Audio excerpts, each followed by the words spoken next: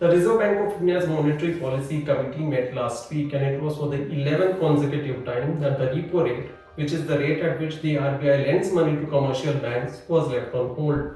A major reason why the repo rate has been on hold for such a long time has been consistently high inflation. Driven by volatile food prices, the latest inflation print showed that the CPI inflation had touched a 14-month high of 6.2%. That is significantly higher than the RBI's targeted 4%. This battle to get inflation back to 4% is ongoing and will now be fought under a new commander. The government on Monday appointed Sanjay Malhotra, who is currently the Revenue Secretary in the Finance Department, as the new Governor of the Reserve Bank of India. He will replace Shaktikanta Das, whose tenure ends today. Shaktikanta Das has been the Governor of RBI for the past 6 years. During that time, he had many battles to fight. He had to deftly navigate the economy through the COVID-19 pandemic and the inflation shocks that came after that. He also had to deal with various banking crises, whether it was the failure of the PMC Cooperative Bank or troubles at private sector lender Yes Bank. Now, as Malhotra takes charge as the Governor of the Reserve Bank of India, he will have his battles cut out. Addressing inflation is obviously going to be a major challenge, but given that it is mainly due to volatile food prices, it will also need a lot of policy support. Getting the GDP back on track will also be a key challenge before the new governor. Now, ideally, when the GDP is slowing, central banks will typically cut interest rates to give the economy a boost.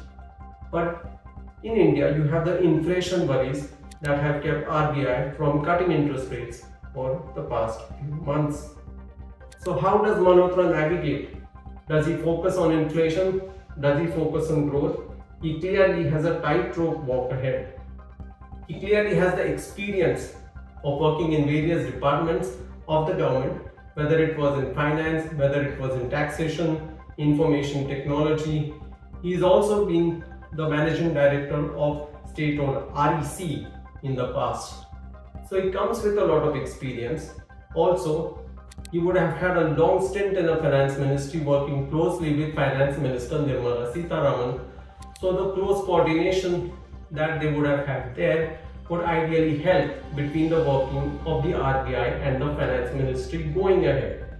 Will he cut interest rates before the next monetary policy committee meeting in February? That is unlikely, because that will then send a signal that the economy is in a really bad shape, contrary to what has been said up until now, that the economy should rebound in the third quarter as the government spending picks up. By the time the next monetary policy committee meeting takes place in February, you would have had the union budget presented by Nirmala Sitharaman on 1st of February. You will have fresh GDP data as well. So all that will determine which way the RBI zooms in the upcoming monetary policy. But clearly, Malhotra has a tough task ahead of getting the economy back on the growth path, as well as taming inflation closer to the 4%.